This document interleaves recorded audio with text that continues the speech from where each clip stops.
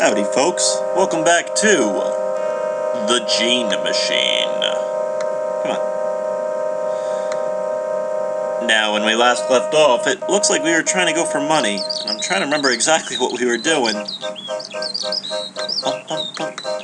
Yes, I remember. If you can recall from the last one, it's been a little bit since I played this, our protagonist is a total jerk.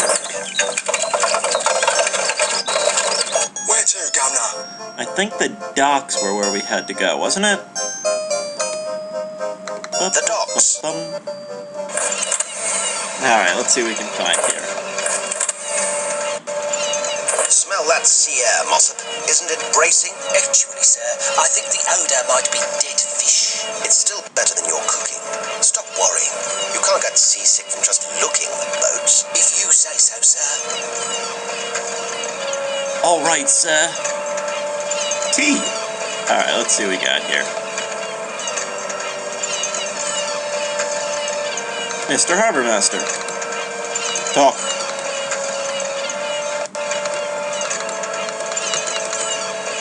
This game is really unresponsive. Have you ever heard of a chap called Nematode? Captain Nematode?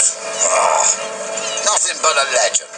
To scare children on dark, stormy nights. Tell me more about the legend of Captain Nematode. Some say he's a man wronged by society. Others say he's Lucifer himself, come to steal the souls of sailors. There's even some say he's a 30-foot green pixie, but no one listens to them. I've heard he travels the 7 seas in a huge mechanical fish, capable of staying underwater for weeks on end. A submarine. A mechanical fish. I'm only telling you what I heard. Do you know where Captain Nematode can be found? If he really does exist, then he can only be found under the sea. The legend says he refuses to set foot on dry land. Lovely. Because of his contempt for all land-based life forms. No, because he gets sunburned easily.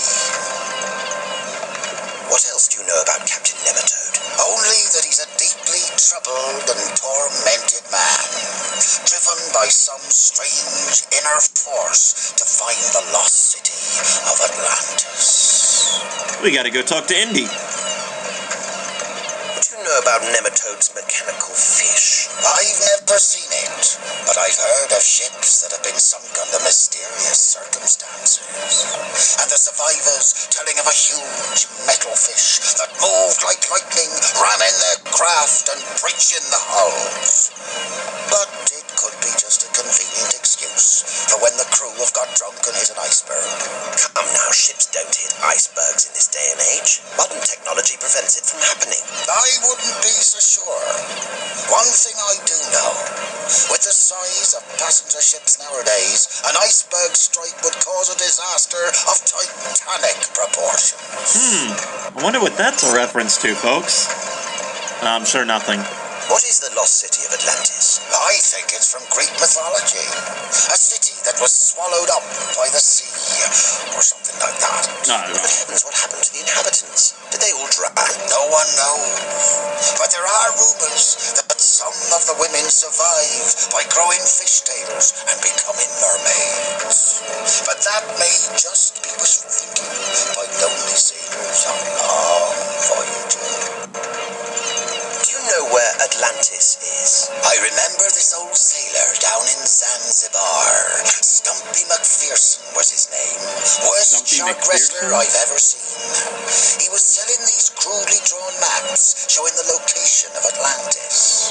But I couldn't make the details out any too good, because he drew them with a pencil in his teeth.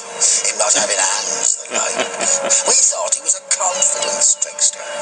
Did you see Stumpy's map yourself? I got a glimpse of one once.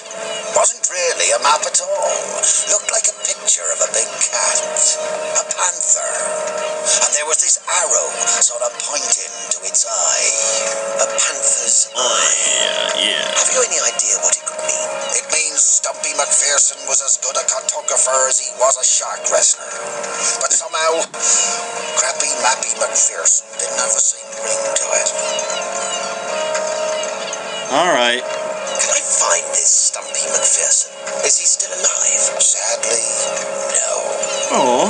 No one bought his grapes. He went back to shark wrestling. He was last seen frantically headbutting a great white. That's sick. Why was Stumpy trying to sell the maps? He was trying to raise money to sue the businessmen who ran the shark wrestling show. I told him, Stumpy, you don't have a leg to stand on. Listen, Oh, man. Alright. I'm just trying to see if there's something I can get from all of in the this. first place. All his other shows failed. The marlin fencing, the eel tying, the pro-celebrity halibut juggling. They're a tough crowd to please in Zanzibar. Did Stumpy have a death wish? I think he did. Some say he was pining for a girl he left at home. What girl? And he'd go to sleep at night clutching a picture of her to his chest and mumbling, "Look at the legs on that." This was still when he had his arms. This was still when he had his chest, laddie. He was just a head? I may consult you later, old chap. Okay. Oh, man, another dock worker.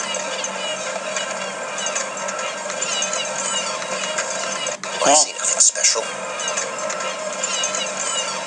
Alright, looks like that might be all I get from this.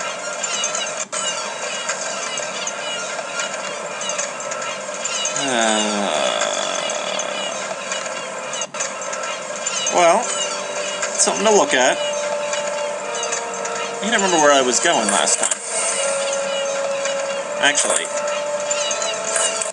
didn't set a timer, so... Where to, Governor? Governor,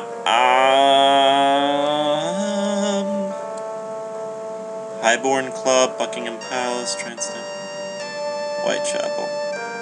Let's check that out. The Crab and Sailor Public House in Whitechapel. Oh. Oh.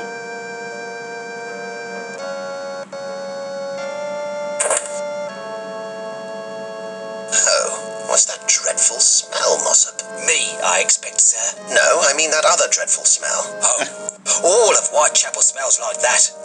Are you sure you want to come here, sir? I mean, it's not exactly the sort of place a fine gentleman like yourself would normally frequent. It's perfectly all right, Mossop. Besides, it's good to see how the other half lives sometimes, even if it is the lower half. Alright, folks, I'm going to get the video off here. As always, thank you very much for watching, and please tune in to the next one. Thanks for watching, folks.